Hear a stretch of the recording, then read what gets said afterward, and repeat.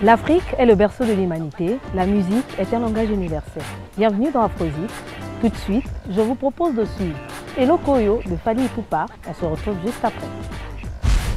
Yangoyo, la chose là. Ototombe. Yangoyo.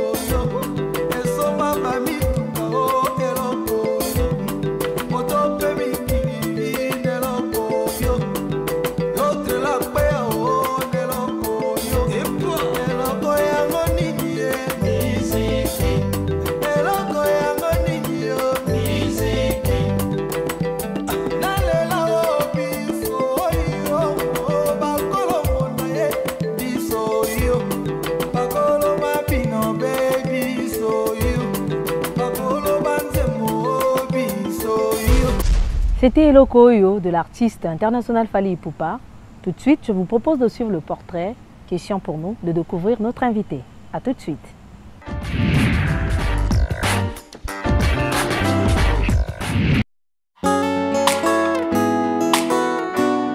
Alexandre Becher, né le 15 mai 1973 à Paris. Passionné de mode, de décoration intérieure et de design, il a fait des études supérieures en hôtellerie et restauration. À l'âge de 17 ans, Alexandre intègre l'agence de mannequinat américaine Fawn. Il défile pour Jean-Paul Gaultier, Christian Dior, Thierry Mugler, Hugo Boss et bien d'autres. À 27 ans, il est repéré par le PDG des enseignes de magasins branchés parisiens Graines d'intérieur, où il restera 12 ans pour finir directeur réseau. Il crée son agence de design d'intérieur Home is Yours, pour laquelle il ferait différents chantiers comme la prestigieuse école hôtelière École Vatey, des restaurants comme Le Faust, lieu branché incontournable de la scène parisienne et des appartements de prestige. En septembre 2015, à l'occasion du Salon international parisien, de la décoration et de l'ameublement, Alexandre rencontre le PDG du groupe Pefaco Hotel qui lui propose la création du poste de directeur artistique et des relations publiques au Congo. Depuis, il n'a cessé de défendre et faire connaître les arts et la culture congolaise et africaine et à devenir promoteur culturel.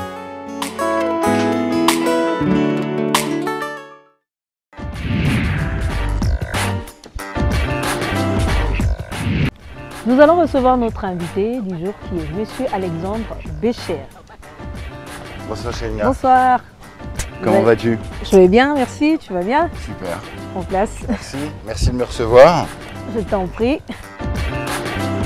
Monsieur Alex, autant pour moi. Je sais que tu n'aimes pas quand tu t'appelles par Monsieur Alex. Exactement. Alors, je vais dire Alex. Avec plaisir. Alors, Alex, tu es directeur artistique et responsable des relations publiques. Absolument. À l'hôtel Pefaco Maya Maya. Oui. J'aimerais connaître un peu, c'est quoi le rôle d'un directeur artistique dans un hôtel?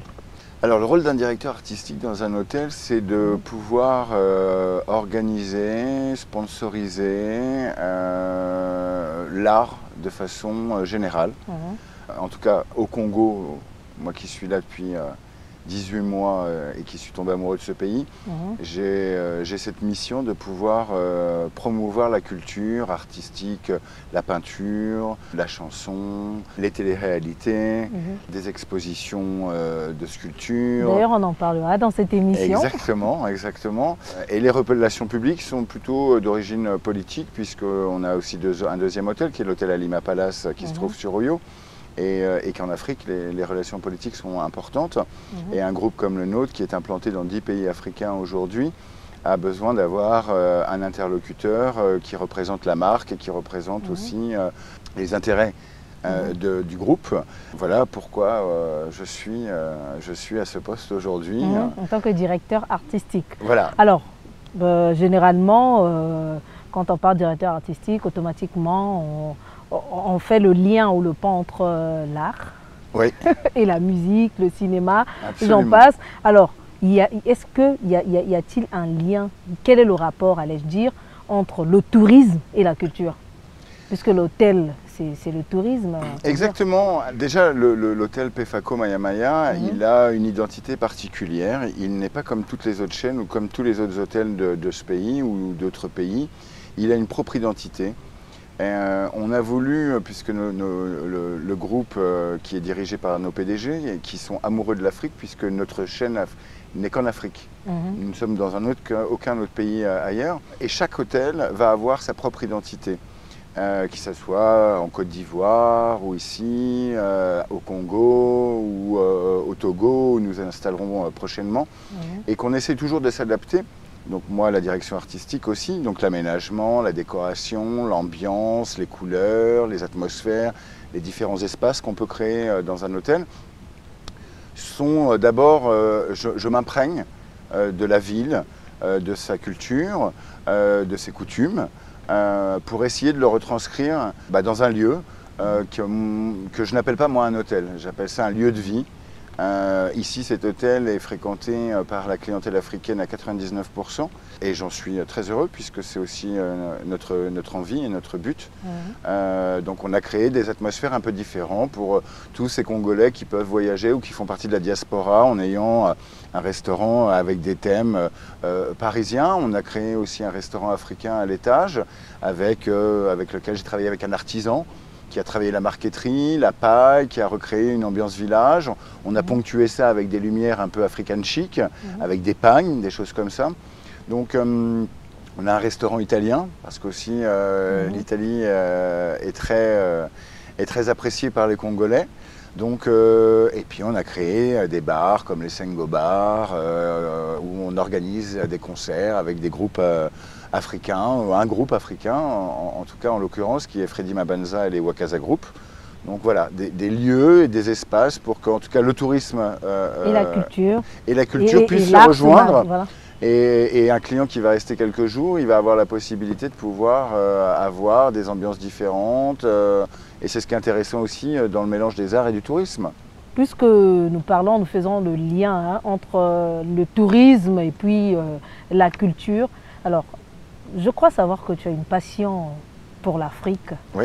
d'où est venue l'idée d'être amoureux, on peut le dire, de l'Afrique? Alors, c'est la culture congolaise ou africaine qui... Alors déjà c'est très paradoxal parce que c'était un pays que je ne connaissais pas. C'était un continent que je ne connaissais pas. J'ai fait plusieurs continents, j'ai beaucoup voyagé, mais c'était un continent que je ne connaissais pas. Alors j'avais peut-être aussi des a priori, et souvent les gens ont beaucoup d'a priori. J'ai été plus phobique au niveau des insectes, des choses comme ça, puisque j'ai été élevé dans une famille très ouverte et où chez nous la couleur ne veut rien dire, et que je me bats ici aussi au Congo et en France pour le racisme. Mais on m'a proposé. Je pense que les belles histoires commencent aussi par des rencontres, assez souvent, dont celle que j'ai eue avec notre PDG, M. Ferrand.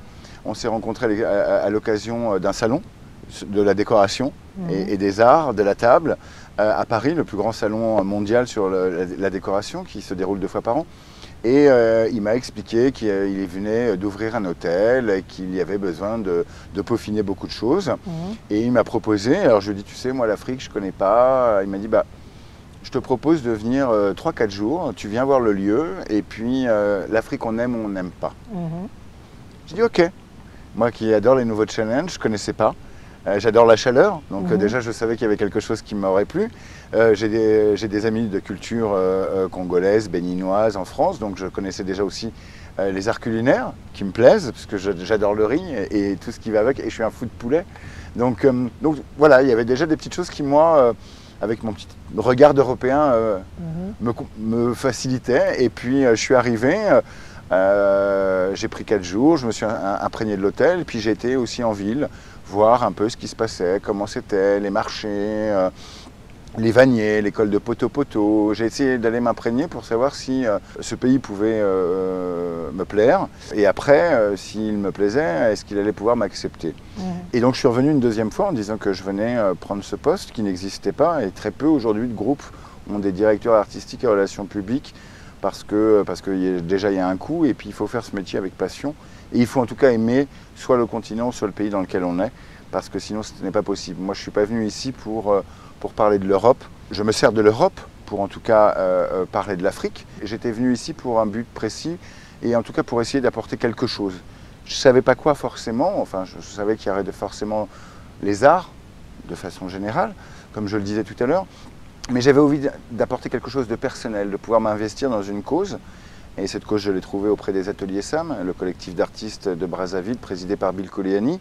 Et voilà, les choses après se sont un peu enchaînées.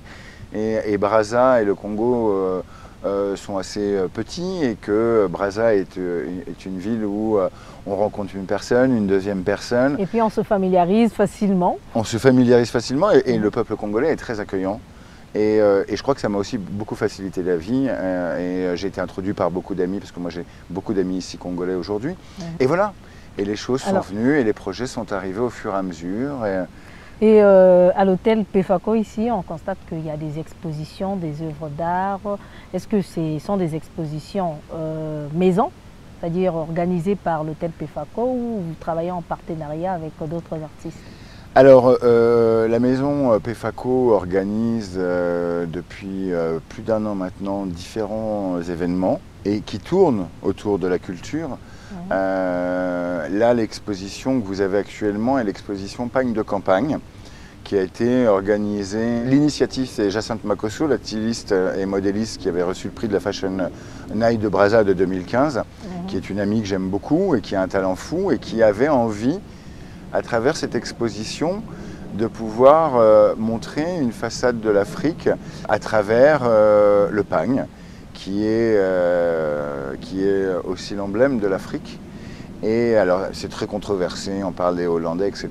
Mais les racines même du pagne, le raffia, viennent de l'Afrique. Et après, il a été modernisé aujourd'hui.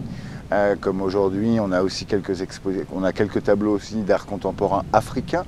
L'art africain n'est pas forcément les femmes au ruisseau ou les pêcheurs, que j'adore. Mais aujourd'hui, l'Afrique se modernise à travers ces artistes qui véhiculent aussi des messages. Jacinthe fait partie de cette diaspora qui revient au pays et qui rapporte avec elle un savoir et une envie de le partager et de le transmettre au peuple congolais. Donc voilà, ça c'est la dernière exposition qui se termine demain, mais il y en a d'autres et peut-être que... Et tu as participé à pas mal des expositions. Oui. Alors, tu peux nous partager un peu l'expérience de cette participation? Alors on en a fait beaucoup, puisque là j'entame la prochaine exposition qui débutera le 16 juin. J'avais très envie, moi je suis un passionné d'art contemporain, et j'avais très envie de mettre les arts primitifs, puisque c'est des arts primitifs que vient la culture et les arts d'aujourd'hui. Les masques, les fétiches, la danse, les pagnes, tout ça fait partie de la culture. Le Québec-Québec. Tu connais le Québec-Québec? Je connais, j'ai été visiter le musée des Dépêches de Brazzaville. Il y a le musée anthropologique Québec-Québec qui a ouvert sur les terres du président à Oyo, où j'ai été invité. C'est l'initiative de Lydie Mbongo qui a fait un musée extraordinaire. Je connais l'histoire du Québec-Québec puisque j'essaye toujours, lorsque je fais quelque chose où je m'engage à quelque chose, à essayer de maîtriser. On ne maîtrise pas toujours tout, mais en tout cas j'essaye au maximum de maîtriser ce dont je vais pouvoir parler après. Donc les arts primitifs avec Christian, le numéro 1 des experts au Congo, parce que c'est difficile de pouvoir organiser une exposition comme ça. Déjà c'est difficile parce que ça prend du temps à chaque fois, parce que l'art n'a pas de promotion aujourd'hui. Même si moi je travaille en collaboration avec le ministre des Arts et de la Culture, que je salue, qui était aussi présent pour l'émission Pagne de campagne. Mais il n'y a pas de promotion, mais c'est comme ça. Donc ça fait partie de mon job de pouvoir, à mon niveau, apporter une certaine dimension à l'art et à ce qu'elle soit visible et à mettre en avant des artistes qui ne sont pas visibles aujourd'hui. L'art primitif, par Christian, parce que là je suis certain que les œuvres qui seront présentées et à vendre seront authentiques et elles auront une vraie histoire à raconter, qu'elles ne seront pas de statues ou de masques commerciaux. Voilà. Donc, alors, il faudrait signaler aussi qu'il n'y a pas que les artistes congolais qui exposent ici. Non, il n'y a pas que les artistes congolais qui exposent, puisqu'on vient de terminer une exposition qui a duré 3 mois, puisque moi j'aime la paix, et que nous sommes voisins de la RDC. Et j'y suis allé il y a très peu de temps. Et en fait, j'ai été sollicité il y a quelques mois par un collectif, une entreprise, qui aide à la promotion artistique, elle aussi, et qui avait dans son cheptel quelques artistes assez jeunes, très talentueux. Et moi, je parle, c'est toujours pour moi les rencontres qui font des histoires. Qui qu'on soit, où qu'on soit, c'est d'abord une rencontre qui va faire une histoire. Donc on a travaillé sur cette exposition, ce qui n'est pas facile, parce que même si ce sont les 2 capitales les plus proches au monde, ça reste toujours très compliqué les allées et venues. Donc surtout lorsqu'on veut transporter une quarantaine de toiles, mettre en place tout un système, parce qu'on fait les choses bien au PFACO. On fait de jolis cocktails, les autorités sont toujours assez présentes puisque je suis encouragé par les autorités, puisque c'est vrai que depuis 1 an j'ai le statut de promoteur culturel au Congo. Le seul Mondélé qui fait la promotion du Congo en Afrique et surtout le Québec-Québec. Et le Québec-Québec. C'est quand même étonnant de voir exactement, exactement. Québec-Québec. Et parce que tout ça fait partie des traditions. Et je pense que lorsqu'on parle des traditions ou d'aujourd'hui, tout le monde a une culture et la culture elle vient du passé, quelle qu'elle soit. Et c'est grâce à cette culture passée, l'enseignement